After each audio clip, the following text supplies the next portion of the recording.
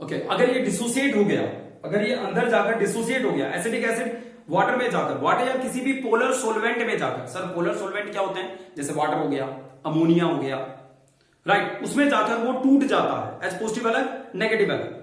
Non polar solvent, sir non polar solvent क्या होते हैं, बेंजीन नॉन पोलर सोलवेंट है, साइक्लोहेक्सेन नॉन पोलर सोलवेंट है, मिट्टी का तेल नॉन पोलर सोलवेंट है, right, CCl4 non polar solvent है, राइट, पानी पोलर सोलवेंट है।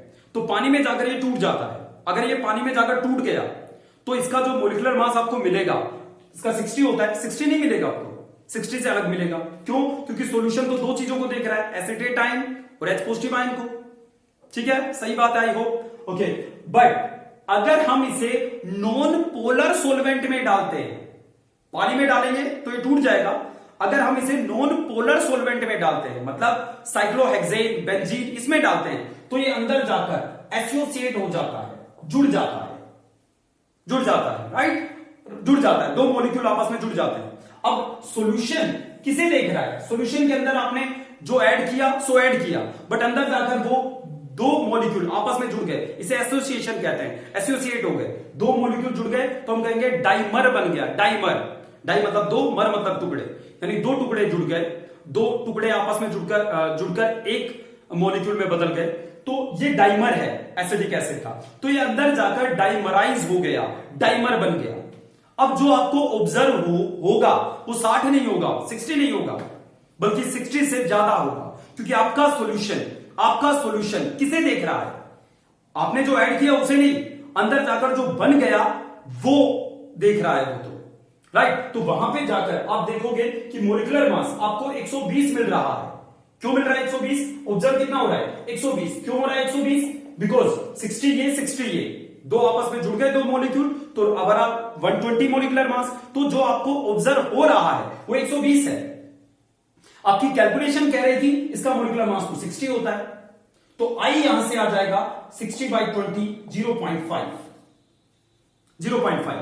तो ये जो 0.5 आपको मिला, ये वांट ऑफ फैक्टर है, राइट, वांट ऑफ फैक्टर है। ये दिखा रहा है कि ये वैल्यू 1 नहीं है, इसका मतलब वहां जो हमने ऐड किया है वो अंदर जाकर, सोलवेंट में जाकर, सॉल्यूशन जब बना तो कुछ और बन गया, या तो वो टूट गया या वो जुड़ गया।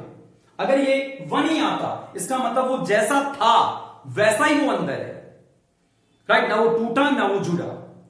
ओके बच्चों, आई होप ये बात क्लियर है। सर क्या क्लियर होनी है यहां से? आपको ये क्लियर होनी चाहिए कि कभी कभी मॉलिक्यूलर मास हमारी उम्मीद से अलग आते हैं। ऐसा इसलिए होता है क्योंकि जब हम कोलिगेटिव प्रॉपर्टीज की मदद से मॉलिक्यूलर मास निकालते हैं, तो जो मॉलिक्यूल अंदर हैं वो हमारी उम्मीद से कुछ और बन जाते हैं, राइट। हम जो एक्सपेक्ट कर रहे थे उससे अलग वो बन जाते हैं। हो सकता है वो आपस में जुड़ गए हो सकता है वो आपस में टूट गए हों। ये वजह है एबनॉर्मल मोलर मास की, ये वजह है बच्चों एबनॉर्मल मोलर मास की, राइट। आई होप ये बात क्लियर है।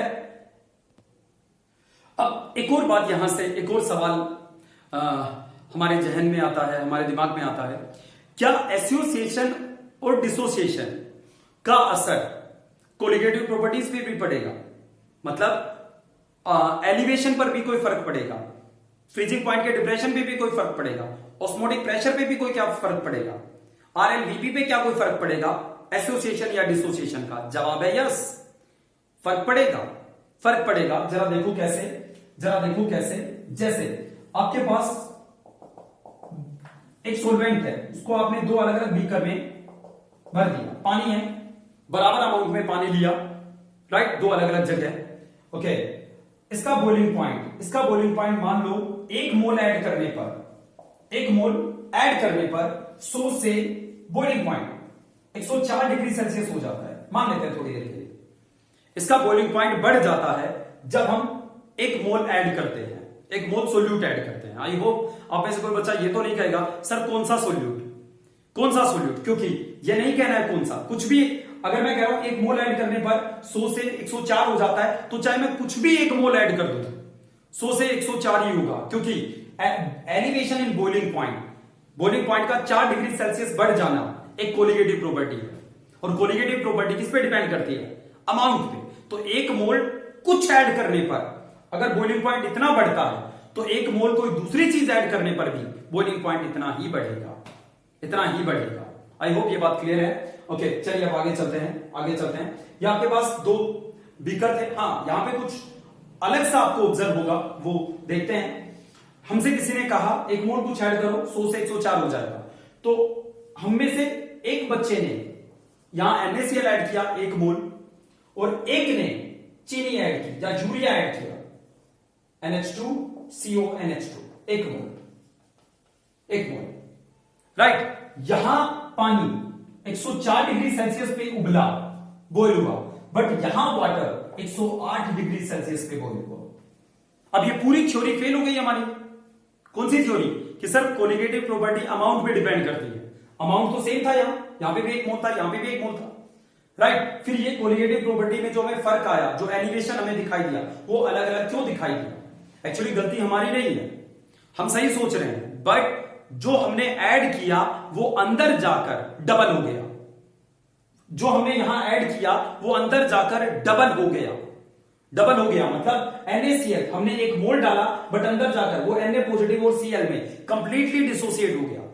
मतलब वो एक मोल NaCl अंदर जाकर जब कंप्लीटली डिसोसिएट हो गया, तो हमें टोटल वहां 2 मोल मिले।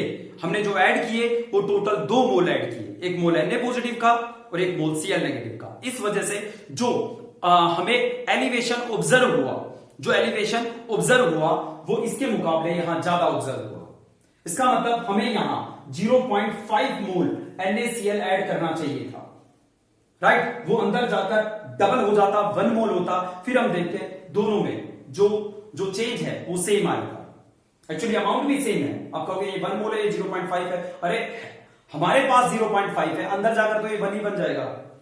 तो हमने दोनों में सेम अमाउंट ऐड किया। अगर हम 0.5 ऐड करते तो ओके। तो यहां से आप क्या समझे कि एलिवेशन का, डिप्रेशन का या